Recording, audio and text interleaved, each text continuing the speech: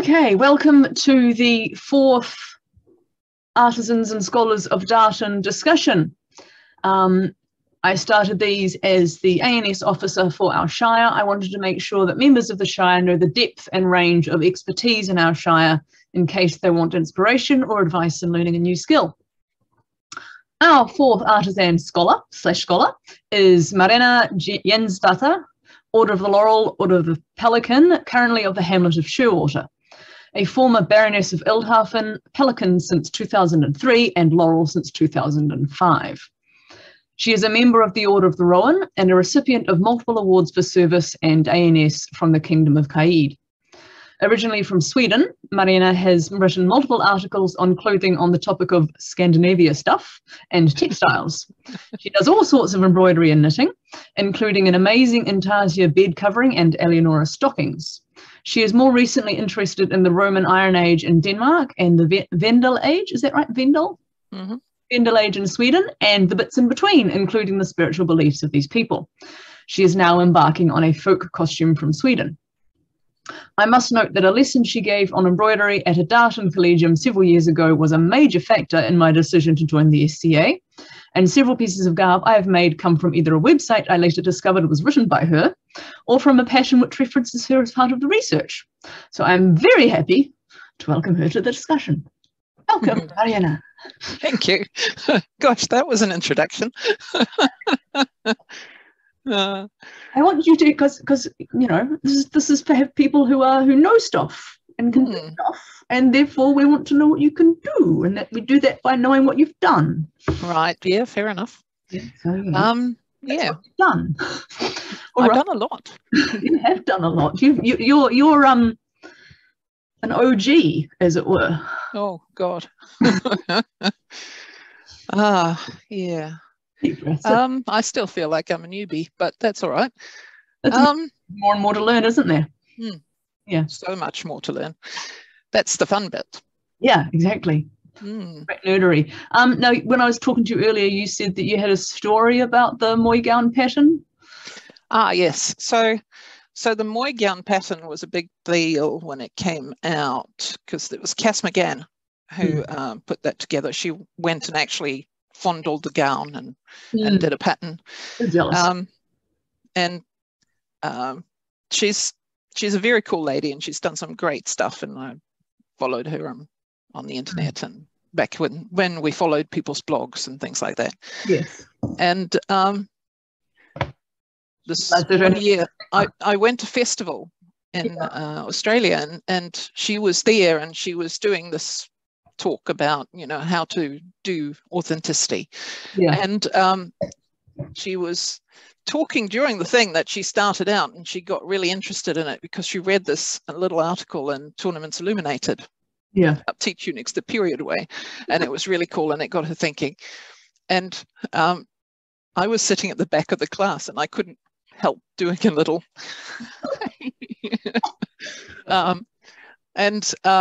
went up afterwards and introduced myself, and the other article I mentioned in my little intro. It just, we ended up mutually fangirling quite strongly. Excellent. Which was fun. As I said before we were chatting, that article kind of happened very fortuitously. I think it was just at that time when people were interested in doing more period stuff, and it was very much I look at it now and I cringe a lot, because I go, oh yeah, but it's still really a good starter point, I think. And I've come to the conclusion too that once you learn a craft to a certain point, you should stop doing introductive classes or articles about that topic, because you can no longer do that. No longer assume that you understand the level of beginners coming from, or I find that if I'm trying to teach a beginner's class in anything that I have spent, 30 years, because literally I have spent 30 years in the SCA. If I'm talking about a topic that I have spent 30 years looking into, I get myself bogged down in details that are completely irrelevant for the person just starting out. Yeah. So I shouldn't be teaching a basic introduction to, I don't know, medieval Scandinavian garb or whatever, because there are so many, in an introductory class or article, you talk a lot about generalities. You know, generally speaking, this happens or this looks like that. But when you have spent 30 years looking into it, generalities don't exist anymore. You know, there's always the exception, and oh well, yeah, maybe I shouldn't be generalizing quite so much, but yes, you should. That's the whole point of doing a beginner's anything. So I try to avoid doing that now in topics that I know too much about. Also, it gets overwhelming. If I start to talk to somebody who's brand new about clothing, I will completely overwhelm them. Mutual geekery is great, but there's a level where it becomes too much, I think. Is the thing from being a teacher is I'm teaching the basics of addition and basics of phonics and things to adults, if people who don't know it. And if you assume they have a certain level of knowledge, there's things they're not going to learn. Yeah. They've got nothing they can connect it to. So it's kind of like you've got to know the level of your learner. Yeah, and it's hard because one of the coolest things about the SEA is that we do mutually geek a lot. And the enthusiasm is strong. But it can be, if you are very enthusiastic about something that you know a lot about, you can kind of just completely overwhelm the other person. You know, I just want to know if I should wear blue pants or red pants, you know. I don't really need an explanation of how to hand sew a crotch gusset, what the dye is made of. So it can be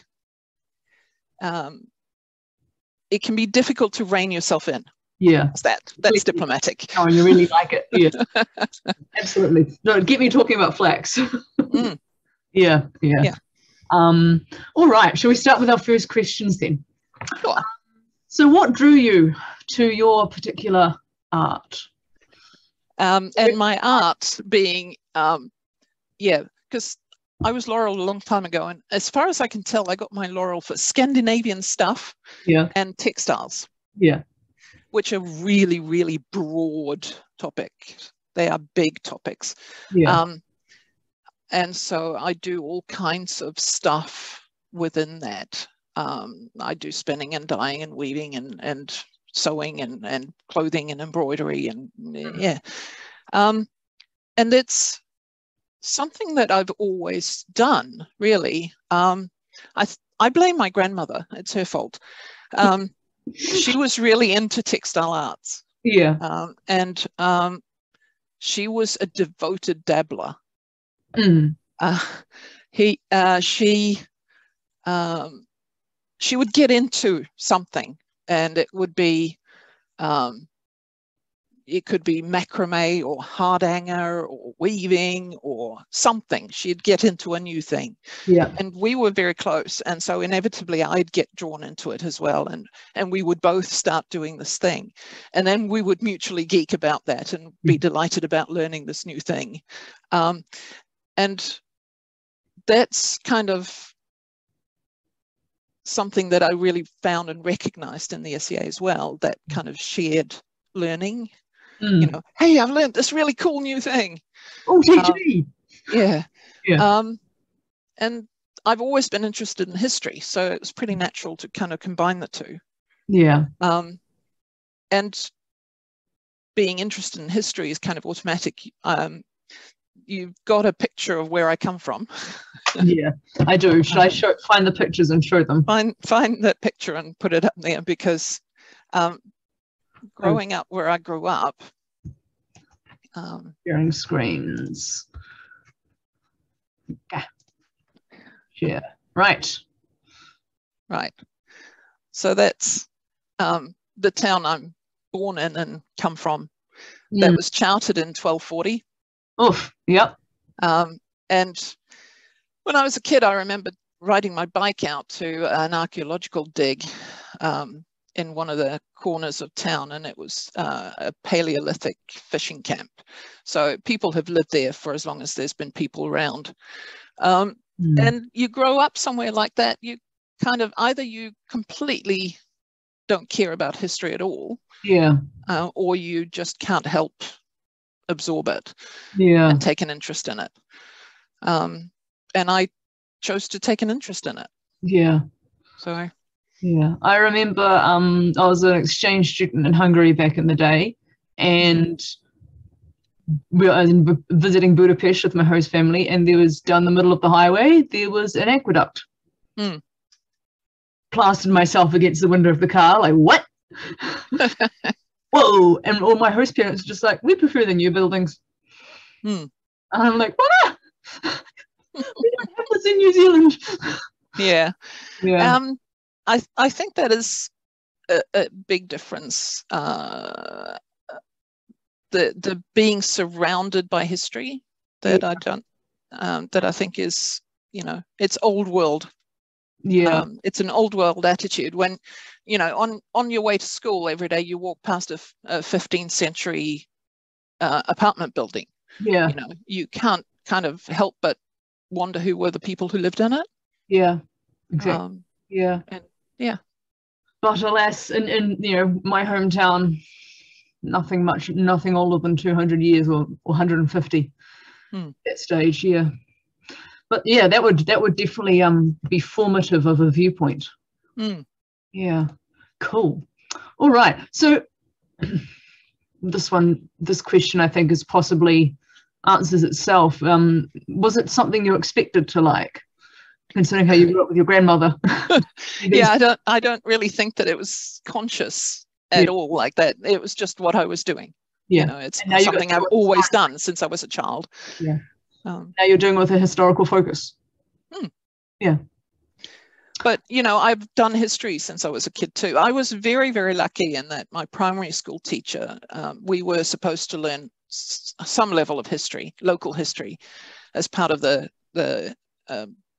primary school curriculum, and she ignored the curriculum instructions, because back in the 60s and 70s we learned Swedish history, but my primary school teacher actually talked to us about the fact that our history was Danish, not Swedish, because I come from the very south, and we were Danish right up to the 1640s.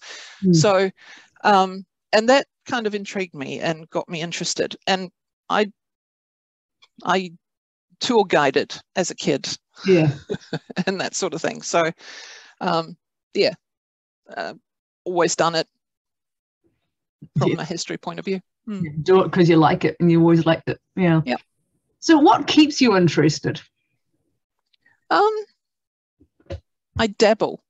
I dabble. If something gets boring or old, I'll just follow that thread somewhere else. There's always something. It's always something different. Or you go, oh, I haven't thought about that for a while. I'll pick that up again and see what happens. Or I'll spot a picture and go, oh, that's interesting. That's pretty. I want one. How do I make one? Sometimes I do the magpieing. I want one of those. And sometimes I look at it with the maker's eye and I go, oh, I want to make one of those. That would be interesting. Just to know how that. It's kind of like the engineers of my acquaintance. It's more about, how does that work? How does that actually go together? How would I go about making one of those? And then I may or may not actually care about having the result at the end. Someone else gets something cool. That's the other thing. If you can have a recipient, my flax guru in Canada, the tunic she was laurel for, was made to be worn by someone else.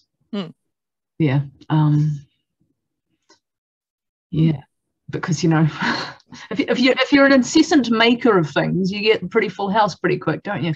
Oh, well, yes. Look on the shelves behind me. They're so pretty. I'm envious. My shelves aren't quite that full yet. I'm working on it. All right. So what surprised you about your various textiles and Scandinavian things? Well, with textiles, I think surprising thing is how little things have changed, particularly with textile tools. It's like you look at textile tools from literally thousands of years ago, and they'd figured out the best shape of them. Yeah. And so nothing has changed. There's a place in Greenland that's quite popular with people who are into medieval things called the Farm Under the Sand, or Gordon under Sanden. And something happened there, possibly flooding, and the weaving hut was basically abandoned in the middle of weaving. And the textile tools are there, and the baskets with the sorted fleeces there, and the spindles and everything. And there's a niddy noddy. Yeah. And the niddy noddy looks exactly like the niddy noddies that you buy from Ashford's. Yeah. Exactly. You wouldn't know. And, you know, they'd figured it out. Yeah. A niddy noddy looks like that. And a needle is a needle is a needle. Yeah. The materials may change over time, but the basic function was, they figured that out about, I don't know, 7,000 years ago. Things change with industrialization, but that's just because you've got to put the motor in somewhere. Yeah. But the hand tools, they're the same. Cool. Yeah. So what's the most useful skill you've learned? Hand sewing well. Yeah. It is, well, it's one of the things. And if you're talking about textile things, I think one really, really good skill I've learned in the SCA, which I didn't have, because I never went to university. I never learned to write articles well, like write essays about things, and how to reference things, and how to impart knowledge in that way. And that's something that I have learned in the SCA to do, with the help of various people who've been great mentors, who've, you know, taken my sort of ramblings and gone, okay, you're making this statement here, what do you base that on? And taught me how to, you know, footnote and reference and you know, not get ahead of myself. And that's been really, really useful. Yeah, because that is so important when you're making claims, is you've got to back them up. Yep. Yeah. But it's not a skill that you learn really well until you go to university, I think. There's not a lot of that in secondary schools. At least certainly not when I went to secondary school. I think we may have and where I went. We may have had like bibliographies, but references and footnotes were definitely first year anthropology, first year lectures and stuff. Yeah. But not even all subjects. I mean, that's definitely art. So I remember a class, a hall of residence mate asking me to proofread an essay. She was science based. And she was doing an arts paper, and she had a essay reference, and I'm like, where are your footnotes? Where are your references? Like, and I looked at the marking schedule and went, there's 10% you're going to lose of your score. Can you remember these points? Can you remember where you got that information? Put it down. Here's how to reference. This. I remember when my youngest she did psychology in college, and they were required to write proper essays. And so we did some work on that, and she footnoted the hell out of her essays.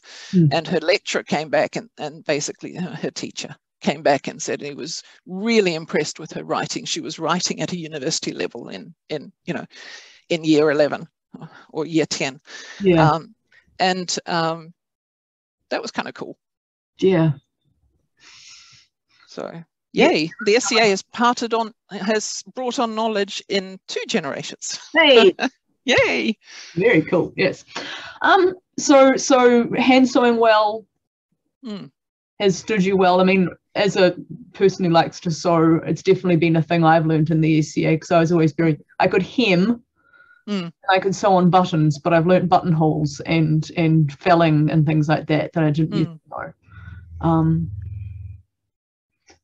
But other sorts, what sort of particular uses has hand sewing been for you?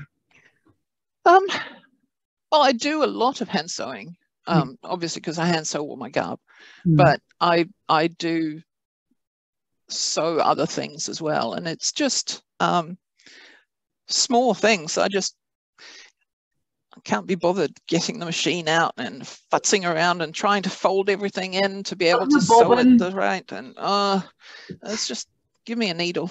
Yeah, I'm getting like that myself. It's like my sewing machine's all the way down there. That room's not heated.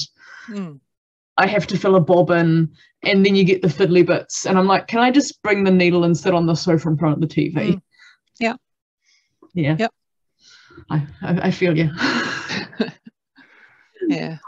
Right. So what was the hardest or the most challenging thing? Hand sewing well. Getting nice small stitches, right? Yeah. Well, hand sewing is one of those things. It's really easy to pick it up, and it's really hard to do it well. But no, I mean, I don't know.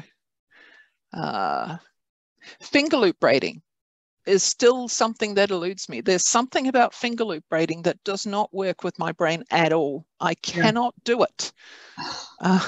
I will try and do it, and I will do it for about two centimeters, and then it will separate off and do other things all by itself. Yeah. There's something about those sorts of repetitive things. I do not do counted work embroidery. I hate counted work with a passion. I'll do it for some things, like if I'm doing a CC and that sort of thing, but I will never, ever do counted cross stitch. And I don't like counted knitting patterns or anything like that. I loathe it. Yeah. There's just something my brain does not want to do. It never lines up. Yeah. Yeah. One of those weird things. I think, I mean, I learned my first embroideries were definitely cross stitch, counted cross stitch and stuff. And it taught me like the basics of the technique and stuff, but I don't do that stuff anymore. No. It's, I've kind of learned to freehand it a bit, but I don't really do cross stitch anymore either. So no. Yeah. Yeah. All right. So we've kind of already covered these things, but how has your SCA art helped with another art form, Scadian or mundane? Well, the research and essay writing, obviously. Yeah. Speaking in front of people and teaching. Yeah. I did a little bit of that when I was younger, but not to the same degree. And the other thing I think is actually organizing events, something like that. And that's been a kind of a give and take, because my career before children, I did a lot of project management. So, you learn to manage budgets and people and expectations. But that then fed into my SCA career, where I was running events and doing group officerships and things like that. And then that in turn fed back into my professional life. So I think that's kind of, it becomes a positive feedback loop, I think. You get to practice things and yeah, certainly running events is a thing. And when I was a kid, because my mother worked in a restaurant, and like other kids would get summer jobs or get jobs to, for pocket money in restaurants, fast food restaurants and things like that. And I did catering. And I would cater Christmas lunches for businesses, that sort of thing. And I did well enough that I could hire schoolmates for serving. And I made enough money in the lead up to Christmas to actually have enough money to comfortably put me into clothing and activities for a year. Nice. So that was a really lucrative thing. So I learned to, cook for people and manage a kitchen type thing very early. Really? And that fed into the SCA, which then fed back again. When you do a feast, that's definitely cooking for people. Yeah, running a kitchen. Yeah. It's a skill. Yeah, and all the things, because it's and timing and Yeah. Mm. And things that you don't think about when you're cooking a meal for 6 people, when you're cooking for 100 people and you've got so many elements, and you've got to actually plan your menu based on how many pots can I have on at any given time. Yeah. And how much space is there in the oven at any given time. You can't have 3 things going in the oven if you've only got 2 spaces. So you got to, and that's particularly if the oven's dodgy and doesn't cook them both evenly and stuff. Yeah. Wow. Yep. So much thinking. Planning. All right. So you're stuck on a desert island / artistic retreat of 1. What 5 tools are you taking with you? Needle, scissors, spindle, a rigid heddle, and a pair of knitting needles. And I'm assuming that this island comes with an endless supply of fibre and fabric. There'll be some sheep. Right. And a shearer. You may have to shear them yourself. Oh. So a big pair of scissors then. Yeah, big stone tools. Yeah. All right. Yep. So that will keep you, or there'll be yes, this magic island maybe will have a wall tree. Yeah. Sounds good. Or a ready supply of flax. Plants that need some more tools for that. Pre-rigid, pre-broken, just ready for you to spin. Yeah. Sounds good. Flax fiber's already there. Someone else's. I've already been there. I've done that for you. Excellent. I've been on this island already. All right. Okay. Cool. What's the best non-standard tool you've found? Pins. Pins. Not something that was used in period a lot. Yeah. What did they use? They didn't, as far as we can tell. Well, depending on how you sew, you may or may not actually need it. As you know, if you're sewing with linen, for example, you can fold your seam in and it sits where it's supposed to be. Yeah. And these were people who sewed everything. Yeah. So their skill level was way beyond anything that we do, because for us it's at best a part-time gig. Yeah. But yeah, you can always baste things, right? Yeah. If it's at risk of running off, yeah, you baste it down. But I do cheat. I use pins quite a bit. Yeah, pins are used because I'm lazy. And well, not lazy so much as I'm impatient. What's sewing if you don't stab yourself on something occasionally? Well, it's that kind of waiting around. If I have to baste everything down, I can't start my sewing. Yeah. And I want to start my sewing now. So I was going to stab it for a bit and then I'll sew. Yeah. Pins. But not used in history, yeah.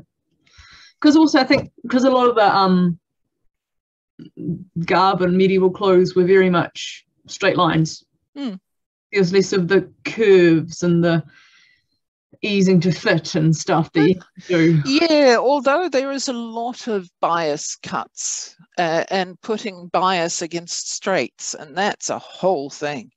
Yeah. And you really do need to either pin it down or baste it down, otherwise it'll run away from you. Yeah. And then you'll end up with something that's actually three-dimensional where it's not supposed to be three-dimensional, and that's not a good thing. Yes. Ask me how I know. I can imagine. Maybe my three-dimensionality came from the fact that I thought it was a straight line I was cutting, but it wasn't. So the gore does a nyeh at the top. Yep, that can happen. And then I tried to fix it and then realized I fixed it too far, and yeah, that was entertaining. As I said, that thing is only to be worn when it's really cold. Yeah. Now see, that's where you want the pins or the basting. And when it's really, really cold, hopefully it will be dark because it'll be nighttime and therefore no one will see. Yeah, that's the one. Yeah. And anyway, if someone goes up and inspects your seam, just slap them. Exactly. Totally. I told that to a friend of mine when she was making a wedding dress, and it's like, and she was going, oh, and I'm like, if anyone looks that close, smack them. Mm.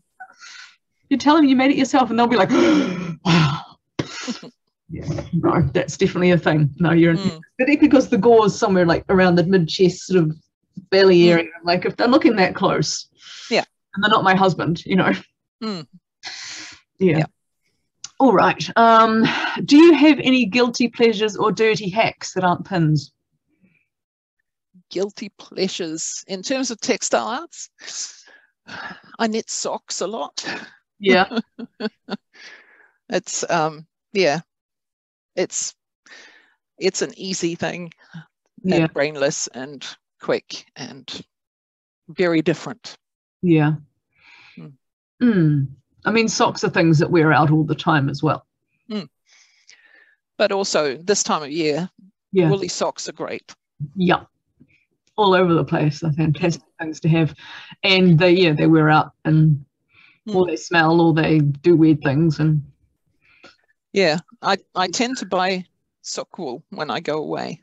Yeah. And if I find a local little, yarn shop or some local little cottage industry that dyes yarn at the farmer's market or something, I'll buy a ball of yarn and make a pair of socks. And then I've supported a local business, a small business, and I've had fun knitting a pair of socks for a week, and then I have a pair of socks, and every time I look at that pair of socks, I'll go, oh, look, that was the pair of socks that I knitted from the stuff that I bought in. Yeah. And you've got a souvenir as well. Yeah, exactly. I was in Dunedin earlier this year, and we went and looked at the albatross out on the peninsula, and then I bought a sock yarn. It was a woman who dyes, and she's inspired by things or places, and the yarn was called albatross because she dyed it in the colors that she saw in the albatross. So now I have a pair of albatross socks, which is, yay, many levels of fun. Yes, excellent. All right. So no dirty hacks other than pins. Excellent. Okay. So we know you don't want to plan and teach lessons. For newbies, because unless you've been studying for a while, but what advice would you give a newbie in your art form? Allow yourself not to be perfect. Don't expect yourself to be perfect, but don't be upset about that. That is a necessary step to becoming good. You can't start out good. There's no shortcuts. You have to do a certain amount of sewing or figuring it out or working on it to get the practice to become good at it. So every time you do a tunic that's slightly wonky, you have learned. You have practiced your stitching, and you've practiced your cutting, and you've practiced your eye, and you've learned stuff, and the next one will be better. And in the meantime, you have a perfectly usable thing. Yeah. And you will have learnt many things. Yeah. Everything you do is a practice step for the next thing, and that doesn't stop. I have the same attitude. I'll finish a garment and I'll go, well, I wish I'd done that thing different next time. Yeah. But you do get better. Yeah. If you're making the other thing, I think is the idea, isn't it? If you're making different mistakes each time. Yeah, well, you always do. But I also think that you should try and do things that you enjoy. Don't do things that you think you should do because people expect it of you. If you don't enjoy clothing but you love brewing, then do brewing. Yeah. There's people who make clothes for you in exchange for But this is supposed to be fun. Yeah. Right? We do medieval shit for fun. And to enjoy what you do, follow your white rabbit. Go down the rabbit hole. The world is vast. There's many things. Do the things that interest you. And the things you're interested in well enough, you'll be able to use the old medieval bartering for the things you don't like so much. But either way, do the things that you enjoy. Yeah. Have fun. Yeah. I think. that would be. And the other thing also, I think, don't limit yourself to a field. If you feel like, you know, if you feel like you've been, you started out doing, I don't know, fish skin tanning, and you are very good at that, and everybody expects you to do more of that, but you are finding that you have suddenly have an interest in making, I don't know, ceramic pot holders, then by all means go off and do ceramic pot holders. And then when you get distracted by something else, go off and do that thing, you know, dabble. Dabble. The art of dabbling. Yep. Enjoy the process. Dabbling. Yeah. All right. So what helps if you're stuck with ideas? Stuck with ideas or on ideas? It was a with. Because I get stuck on ideas a lot. Yeah. Do something else. Yeah. I do something else for a while and then suck on it. And I read some more and I think about it some more, and I maybe try and play a little bit on a small scale, although my small scales are often very large scale. But yeah, it's sort of, and if all else fails, just talk to someone. I want to do this thing and talk it through. Yeah. And sometimes when you talk it through with someone else, it makes you think through your thoughts will align and your brain will go, haha, that's how I'll do it. Yeah. But mostly I get stuck on ideas. I don't get stuck on ideas. I get stuck on ideas.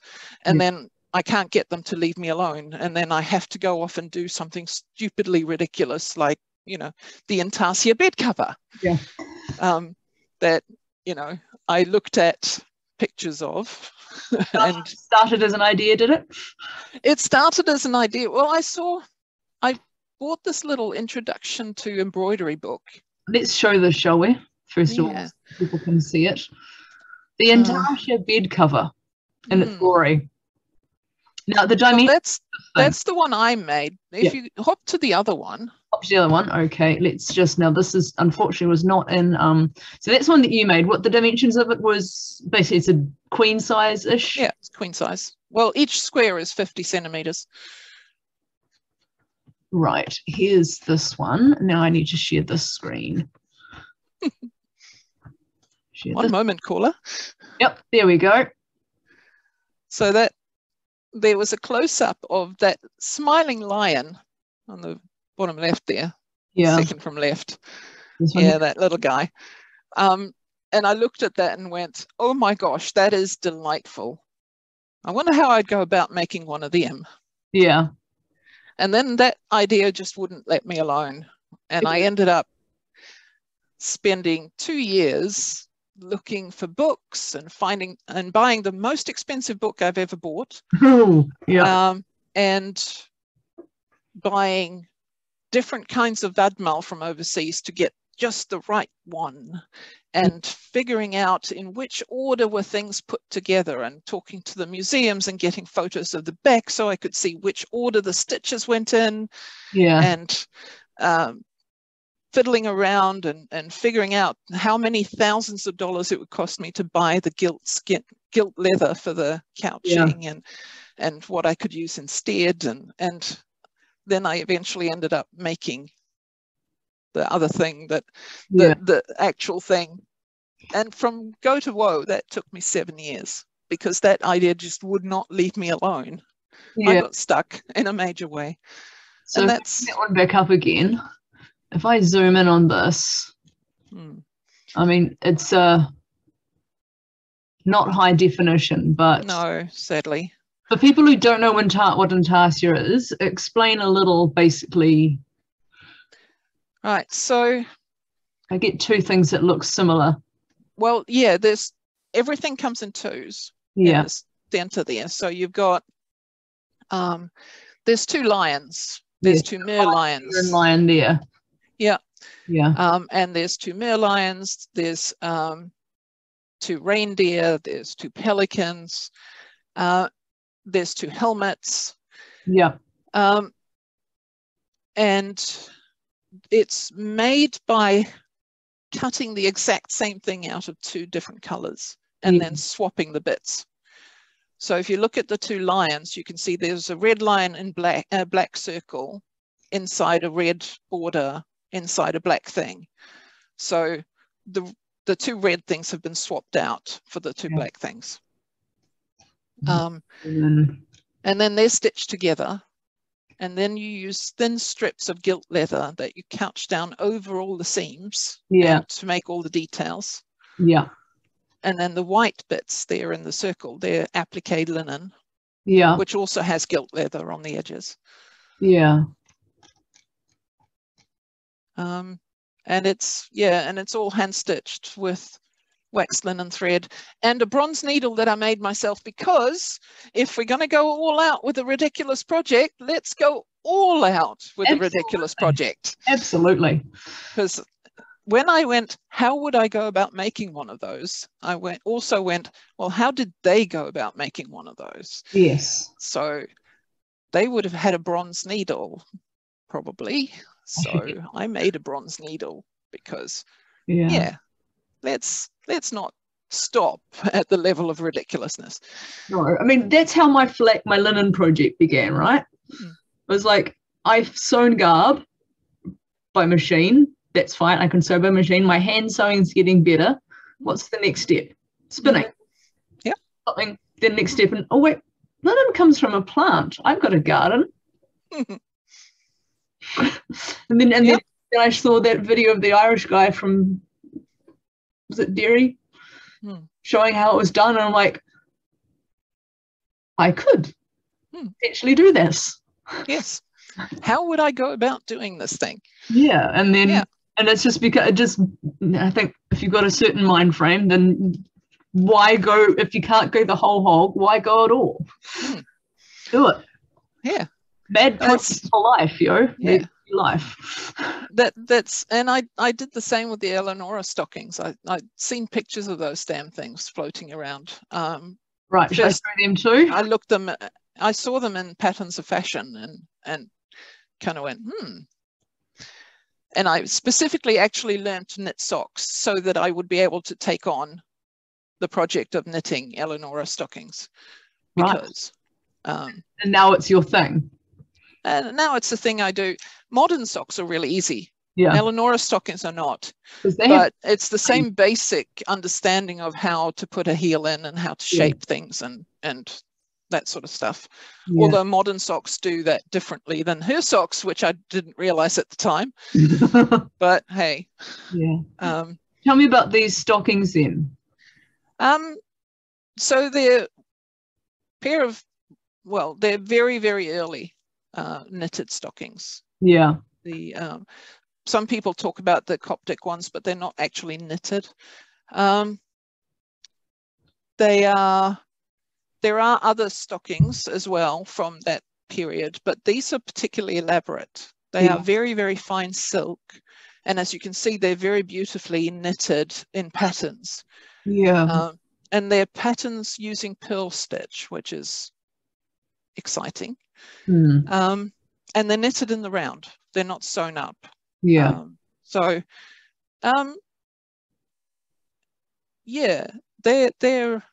an interesting challenge. Various people have patterned them. Yeah. Some better than others.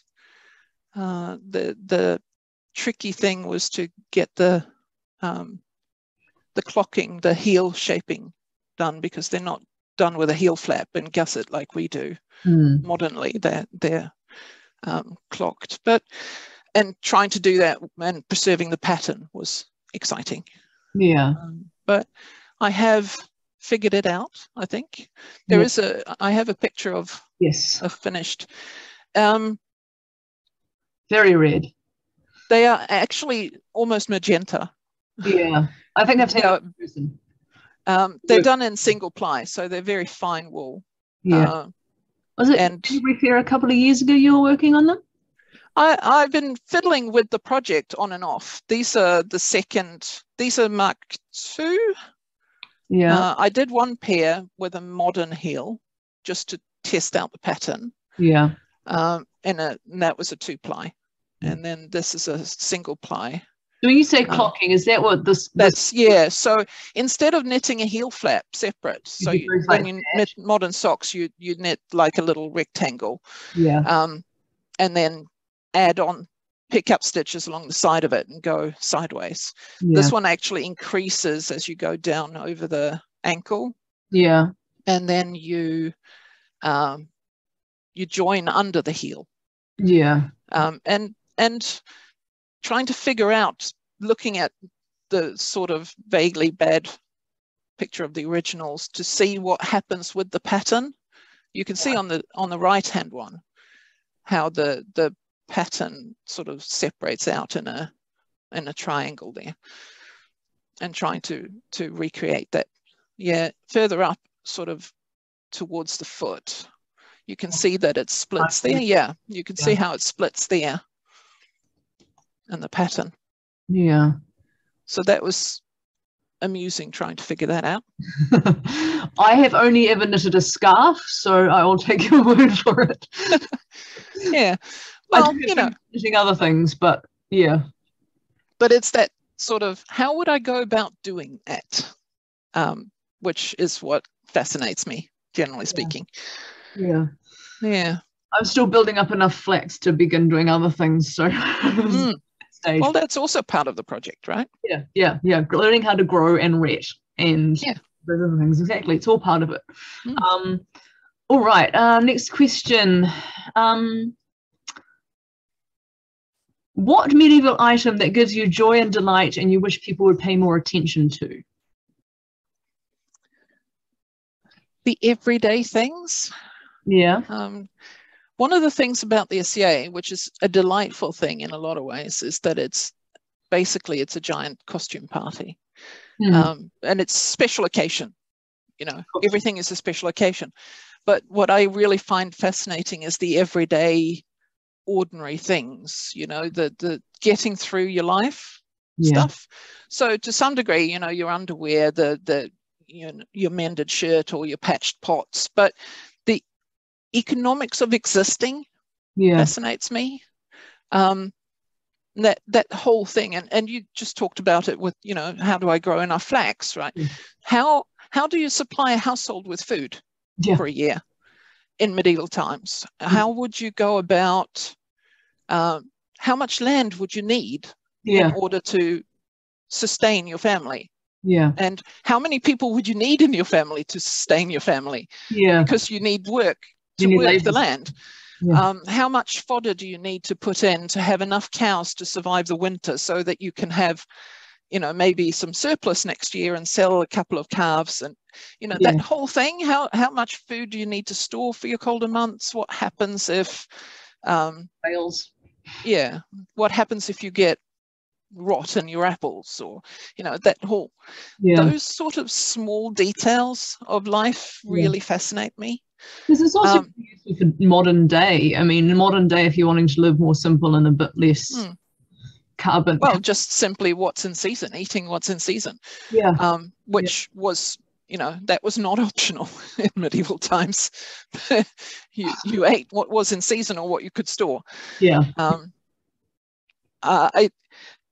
It amuses me in a lot of ways. I use a meal app to not have to brain about what to feed myself a lot of the time. And recipes sometimes drive me mental because they'll go, put, I don't know, Brussels sprouts with melon. And I'm like, but those things grow at different times of the year. What are you talking about? Just odd things like that. Things you've frozen, but we don't have freezers.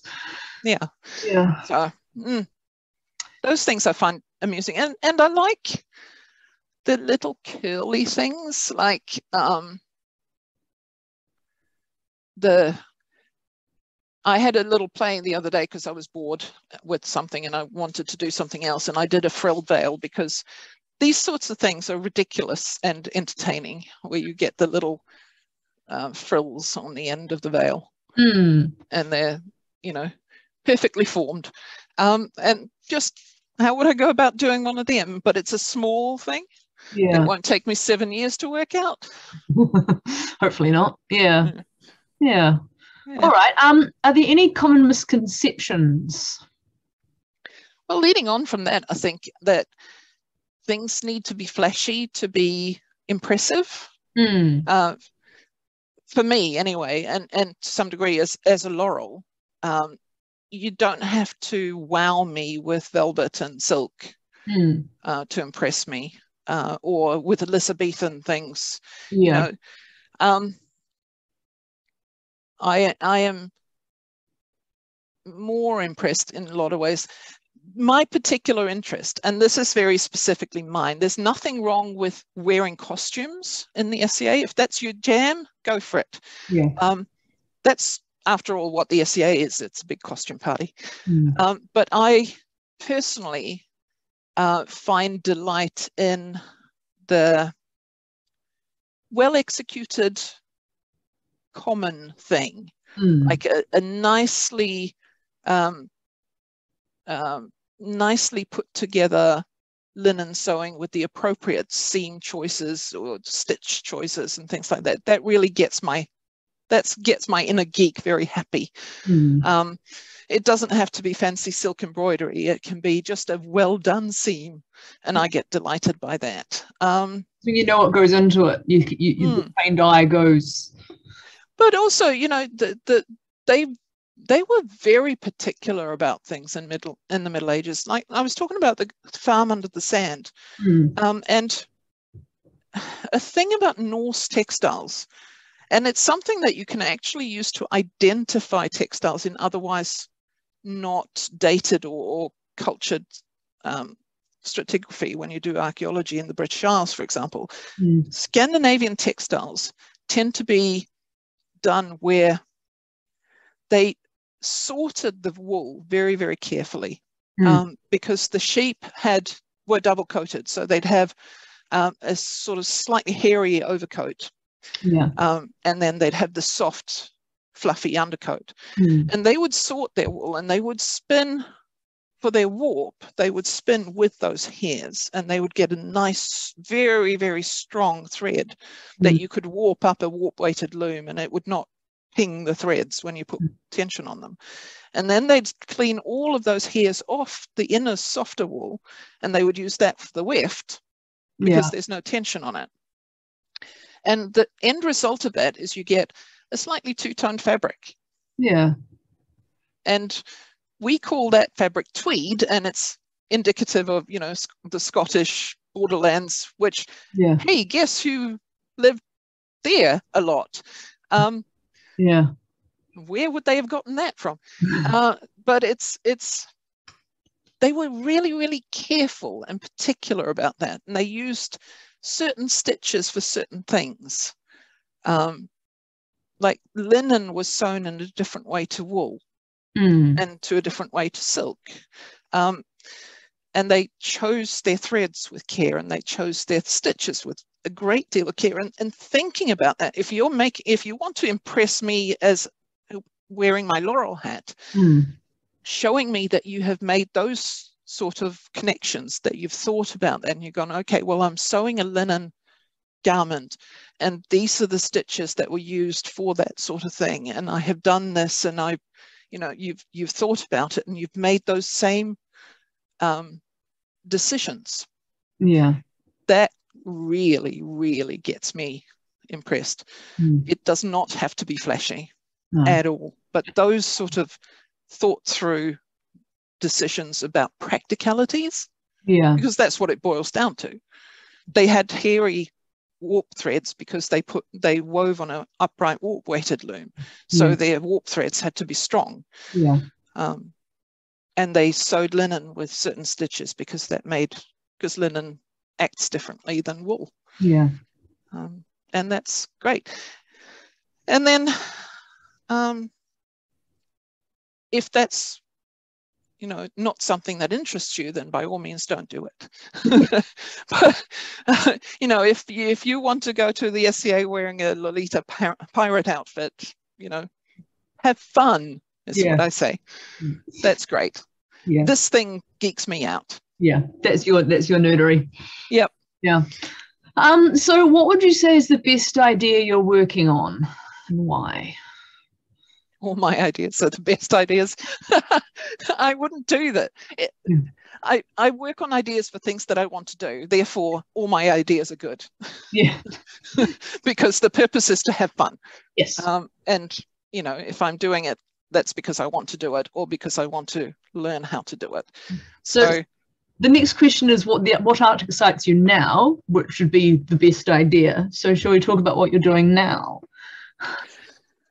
I'm doing quite a lot of things at the moment. We've got two I dabble. Folders of pictures that you sent to me. Well, because I've been doing a lot of I've been facilitating my son's fascination with Vikings quite recently. And we went to a lot of museums when we were over there recently. And so it's kind of rekindled my interest in earlier period stuff, because I've been doing 15th century for a long time now, 14th and 15th. So I've shown one of these pictures, or? Yeah, I've sort of gotten into that early period clothing. If you bring up that Roman lady. Okay, hang on a moment. The Hammerin one, or? No, the Roman statue. There we go. Dudiki. Because that's the classic sort of peplos dress she's got going there. And that early period, for I don't know, quite a long time in Northern Europe, that peplos dress was the way to go. And we all know about the Huldremosa gown, or a lot of us do, but you look at, here's the Hammerin. She's Roman Iron Age. And the time period, it's not geographical as such. Sweden had an Iron Age, Denmark has a Roman Iron Age and an Iron Age. And you've got, so the Roman Iron Age in Denmark is from about the year dot to about 400. Which is when the Romans sodded off. Did I move on too quickly to that picture? Or? No, it's fine.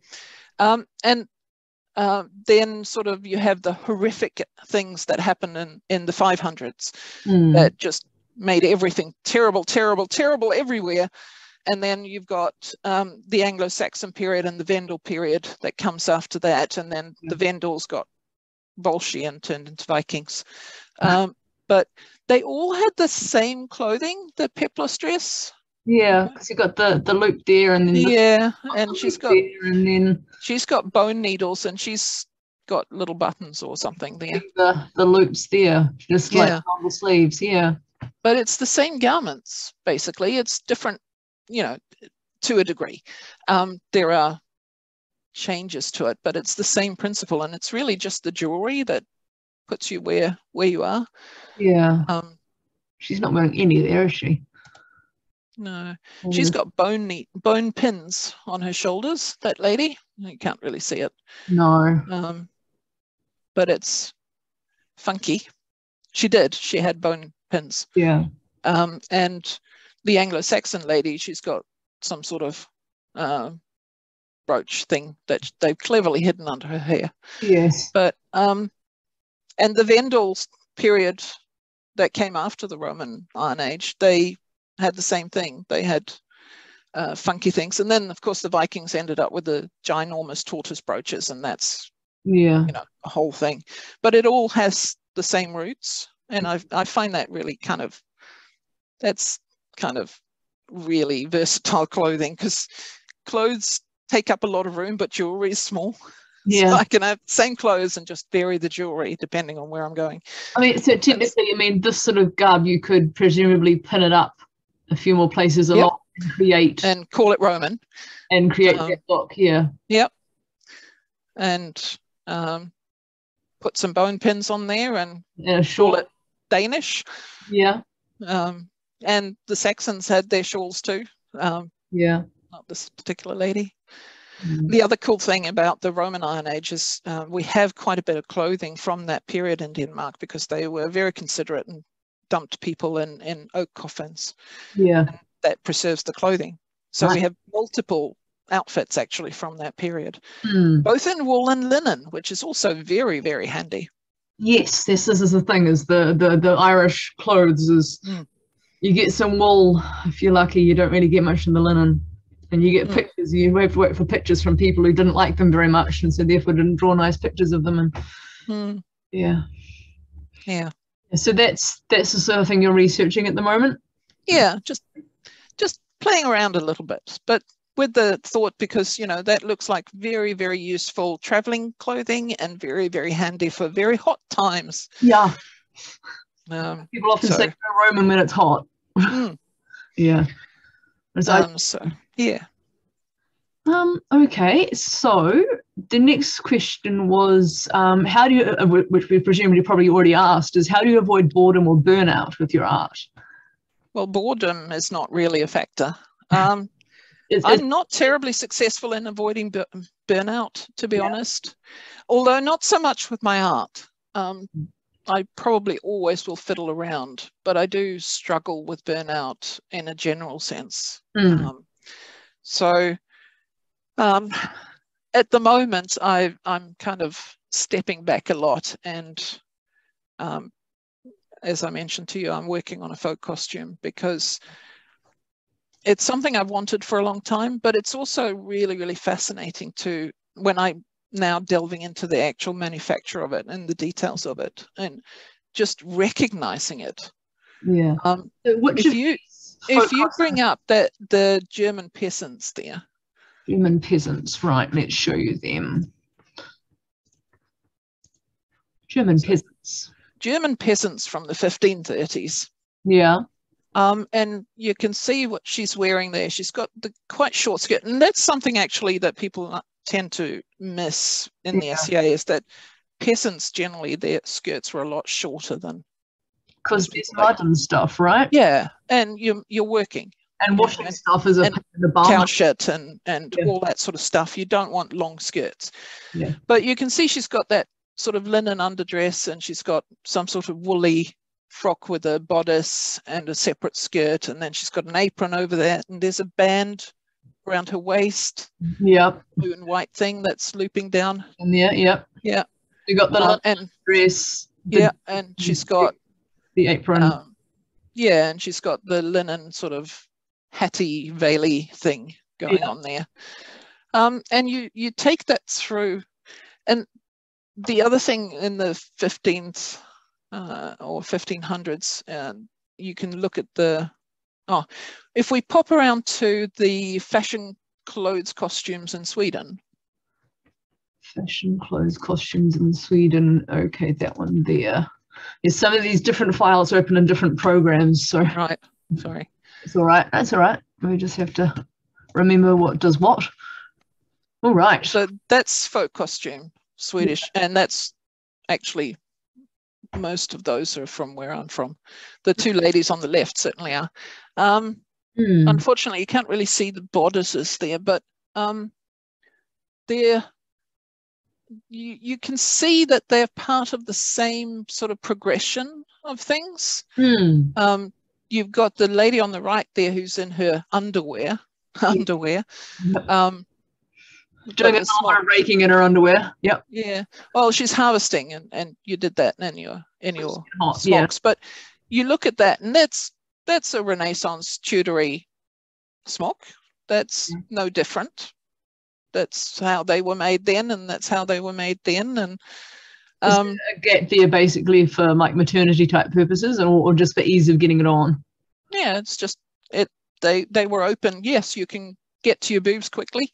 If you've got babies.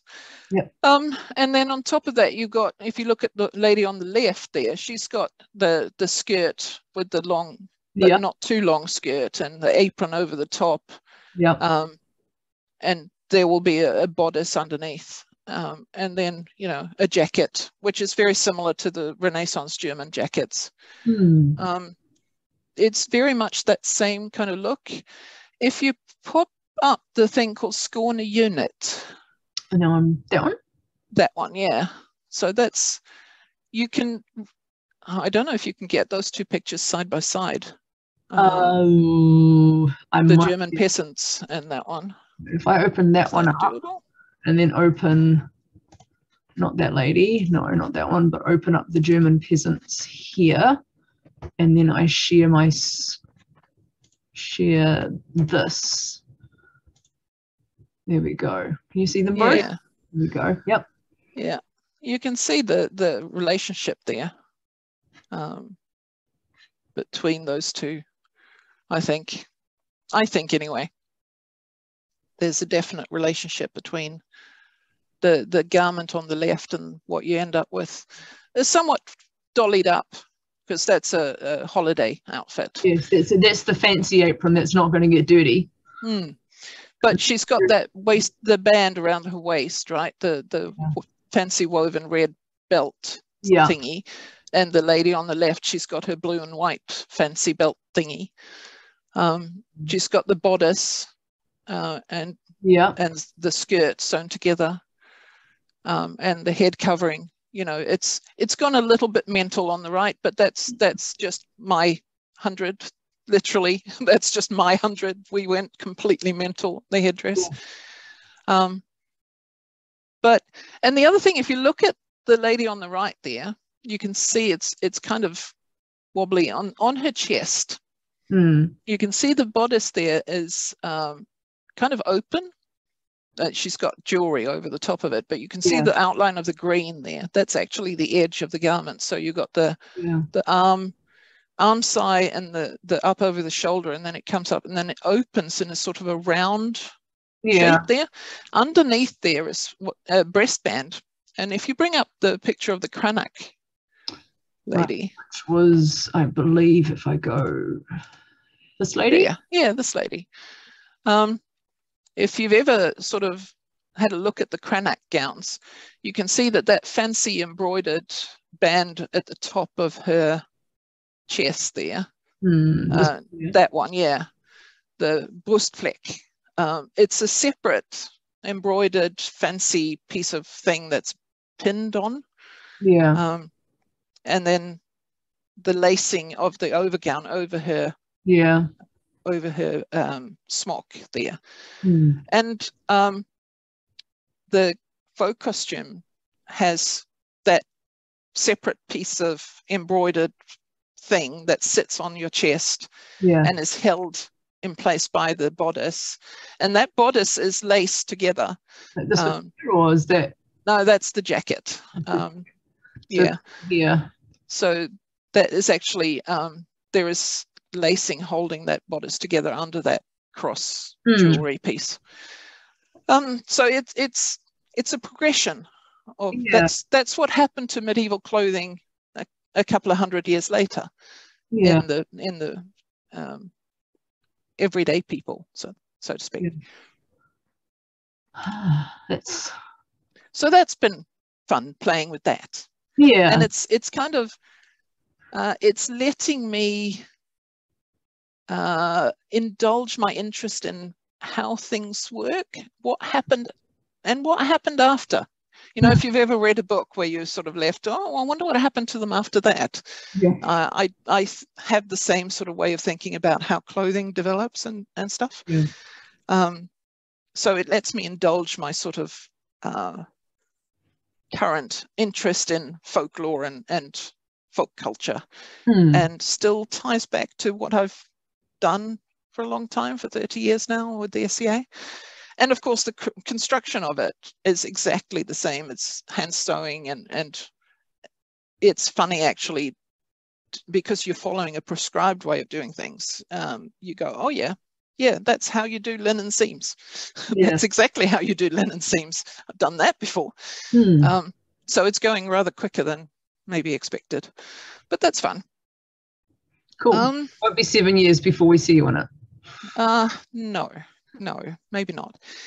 But yeah, other than that, I do try to, when I get really burnt out on doing stuff, I try to, I'm very fortunate in that I'm surrounded, here in the Hamlet, we're surrounded by quite a lot of young people, and they're very enthusiastic. And it's a really good reminder that, you know, I'm old and crotchety now, but when I was starting out, I did a lot of organizing, and I did a lot of sort of, this is the SCA that I want to be in, so I make it happen. And now there are young people coming in, and they need to be able to make the SCA a place where they want to be. I don't own the SCA, locally or otherwise. So it's, I spend a lot of time trying to facilitate that and be a resource and a mentor, but not making it for them, but rather kind of helping them make what they want. Yeah. Being a resource.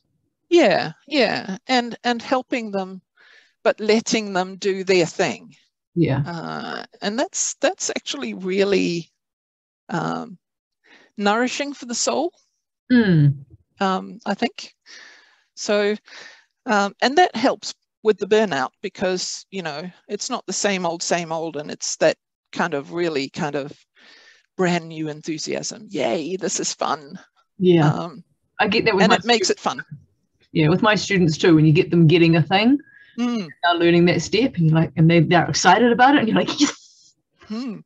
Yes, I have given you the skills, now go forth and make. The next step. Yeah. As you make the thing, or you the next thing. Yeah. All right. So final question, before I open it up to anybody who's listening. How does your origin in Sweden influence you? Yeah, well, we covered that a little bit, I think, is that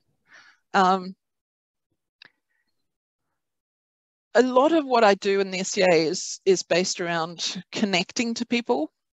There is a, let me circle around. There is a book, someone in the SCA did a translation and modernization of an old pattern book for tablet weaving. Okay. From the 16th century. But they translated the foreword, and it was written by a little old nun. Yeah. After the dissolution. So she, but they were allowed to live out their lives, basically. And she had been asked by the younger people to please write down all her patterns that she had in her head. Yeah. And she was doing this, and she writes about how she has done her best to do this. But she knows that she has made mistakes because she's old and she can't see as well as she used to. And she hasn't been able to catch all the mistakes. And so she begs that the reader forgives her for this and just bears in mind that she's a little old lady. And it just touched me reading that, because she was speaking directly to you. Yeah. And, you know, 400 years later, she was talking to you. Yeah. As you were reading that.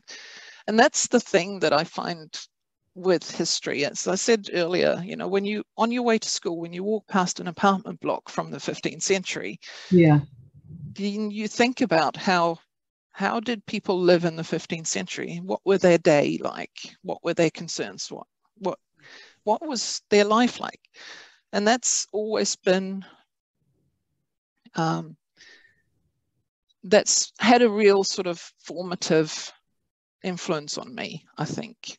And I wouldn't have gotten that if I hadn't grown up where I grew up. So that sort of sense of connection with people from 600 years ago or whenever has very much formed who I am in general and what I do in the SCA. Now, you mentioned that you're interested in hearing about you've been learning more about the spiritual beliefs. Is that been a... Yeah, it's been, because again, that's part of your daily life, isn't it? Yeah. Some months ago, I read a book by Professor Neil Price, and this was long before we knew anything about the Northmen, thank you very much. But because he's one of the consultants on that. Yeah. But yeah, I found it really fascinating. I'm reading through his PhD at the moment. Well, it's the second edition of his and expanded and revised version of his PhD called The Viking Way. He's a professor at the University of Uppsala, and he specializes in magic and mind in late Iron Age Scandinavia, basically. And the Children of Ashen Elm is more of a history overview of Vikings. But a lot of his work is around how they saw themselves in the world, and that sort of spiritual connection with the supernatural. And it's very fascinating to me to read about those sorts of things, because they believed in magic, and they believed in all those little critters and creatures and spirits and ghosts, and that, again, I recognize from folklore and from my own childhood. You know, there are still little people in the farms and in the country in Sweden and things like that. So that's been really interesting, deep diving into that. It's a rabbit hole, and I've been following my little white rabbit down that hole. Yeah. I've been amusing myself a lot, because his thesis particularly delves into a lot of the gender roles, and Viking society, as you may know, is considered to be very rigidly gendered, right up until quite recently, when they realized that, you know, the greatest warrior, Graven Birka, was a woman. But there's a lot of, around magic, there was a lot of gender bending going on. Yeah. Lot of gender bending, and it was not considered okay, but it was still accepted. Yeah. They're a bit weird, those people that do that, but they're okay. Right. But they're magic, so we're not going to grumble too much about it. Because they're magic, yes. Yes. But there's this funky grave, for example, where it was a triple grave. It's a boat burial, and it's got, well, it's quadruple grave actually. It's got there's a woman in the front of the boat, and she's laid out on her back, and she's got a child next to her, and an axe and woodworking tools surrounding her. And then head to head with her is a man who's lying on his back, and he's got a frying pan on his chest and spinning tools. And at the back of the boat, and steering it, actually holding the steering oar, is a woman sitting. And she's got a box with the head of a dog on her lap. And it's just, that's very kind of, these people were not to be trifled with, but yet we will poke at them a bit, you know. The fry pan is obviously his.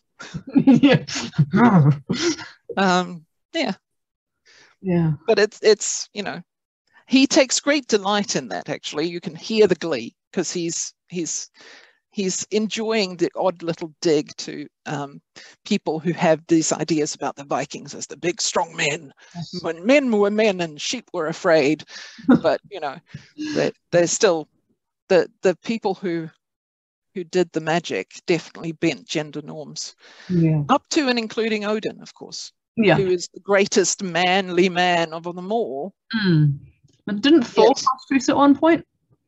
Thor cross-dressed, but Viking mythology is, my theory of Viking mythology is that Thor is a stick jock. He is absolutely, he's slightly dumb, very enthusiastic, and as long as he has a sword and some beer, he's happy. That he's a very simple sort of god, really. Food, drink, fighting, and Loki runs rings around him. Loki is non-binary for sure. I mean, he has children that he birthed. So, you know, and when was it a horse? He was a horse, wasn't he? He was a horse. He was a mare. Yes, Sleipnir was his child. But the story, that particular story is, you know, Thor is trying to get his hammer back, and it's been stolen, and so he demands to marry Freya to give it back. And so they come up with this brilliant plan that Thor is going to dress up like Freya and go and marry this guy, and then he can kill him and take the hammer. And Loki comes up with this plan, and Loki can change his sex and gender at any time. But he puts Thor in a dress. It's like he was just running rings around Thor. But Odin also shapeshifts and changes gender. Odin wanders as a woman at times. And the Seidr, that type of magic that he is, that he talks about having in the Havamal is very much gendered female. It was the practice of women, the magic practice of women, and he excels in it, and he boasts about being better at it than women. But he has achieved that knowledge by sacrificing some of his gender position, and it's, you know, Odin is often the one that's the particularly nasty element of the Viking sphere is centered around. And you can tell that Professor Price takes great delight in pointing out just how gender bent Odin actually was as well. You know, these people who think that Odin justifies their superiority and their strength and their misogyny. Well, you know, doesn't justify the misogyny, that's for sure. Yeah. All right. I think let's open it up. We'll see if we've got anyone still around.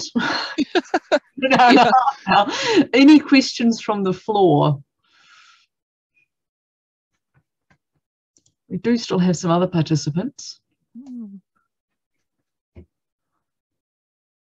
No. Put them in the chat.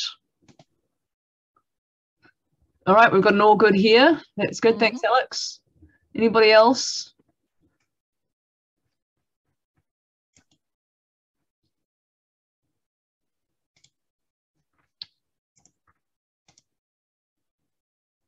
No, I think that's a resounding.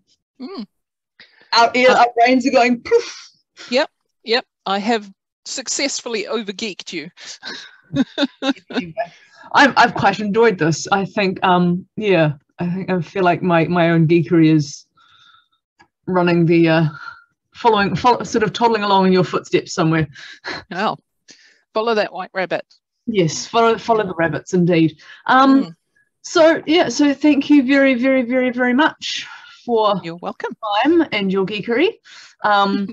If anybody, I've got, the next thing I do is if anybody basically watches this and listens to this and thinks, oh, I want to know more about that, or oh, I have a question, best way to be in touch with you, I can put a link to your website, your family website, if they want to find. It's a bit zombified. It's a bit zombified, but if they want to find the tea tunic, as if they're newbie and they want to find the tea tunic thing, I can put a link to that. Is there anything else you would want them to link? You can message me on Facebook, or you can pop into the Hamlet or the Darton groups or the mailing list. I'm happy to natter. Go along to Hamlet Day sometime. No, anytime. If they have questions. Last Saturday of the month.